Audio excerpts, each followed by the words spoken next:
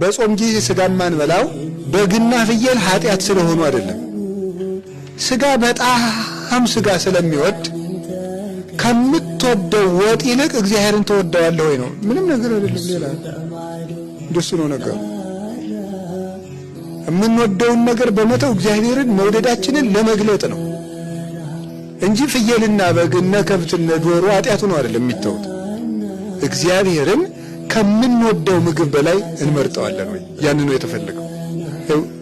ይሁዳ ከምር ይልቅ እግዚአብሔርን መውደድ አቃተው። ከ30 ብር ይልቅ መምህሩን መውደድ አቃተው። ተው ማለት አደገኛ ነው። ምርጫ ነው። እችን የመምረጥ ጉዳይ ነው አይምሯችን። እግዚአብሔርን ማስቀደም ማለት ከራሳችን ይልቅ እግዚአብሔር መቅደም አለበት። አሁን ብታዩት ነገሩ ኃጢአት እየዘረዘርኩ ኃጢአት እንዳላስተዋውቃችሁ ብዬ ነው እንጂ ጉዳዩ ምንድነው? ችግራችሁ ይሄ ስብከት ራሱ በችግሩ ጊዜ ትዝ አለ ማለቱ ነው። የችግሩ ችግር ይሄ ስብከት ራሱ የዛ ጊዜ ትዝ አይለንም ማለት ነው። ሰበካ ጉባኤ ምናምን ትስ የሊቃውንት ጉባኤ የገዳማት ጉባኤ የምናምን ትስ ምናምን ተብሎ ሲሆን ስብሰባው ስታዩት ግን ወረድ እንወረድ አባይ ካለቱ የሞተው ሞቶ ታልቅስ እናቱ ፎከራ ነው ማለት ነው። ለምንድን ነው እንደዚያ የሚሆነው? ሁሉም ከእግዚአብሔር ይልቅ ማንን ስለሚያስቀድም ነው? ራሱን ነው።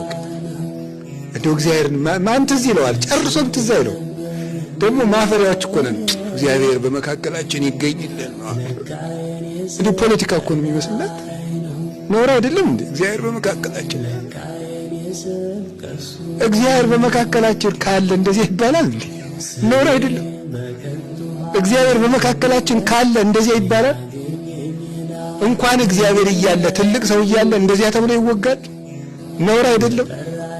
ሽማግሌ እንኳን ይቆጣኛል ይባላል። እንኳን እግዚአብሔር ትልቅ ሰው እኮ ራሱ ነገሌ እያሉ አንተ አታፍርም ይባላል ራሱ። እንኳን እግዚአብሔር እያለ እግዚአብሔር ወይ በመካከላችን ተገኝ ተብሎ አባታችን ወይ ተብሎ ሲያበቃ ከመንጻደቅ እኮ ነው መቅሰፍቱ። ልጅ እያለን ምን የመሰለ ቤት እንሰራ ነበር። የድንጋይ እንሰራ ከብቶች በዚህ ነው የሚገቡ ይባላል።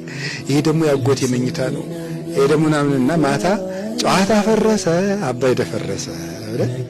አፈራርሰን ቤታችን እንደሱ ነው። ይወቅ ስንሰራው ላይ ስትፈጭ ውላ አቦካች ባተላ ማለት እሱ ነው። ጤፉን ፈጭታ ለፍታ ባተላ አቡክታው ቁጭ እንደሱ ነው።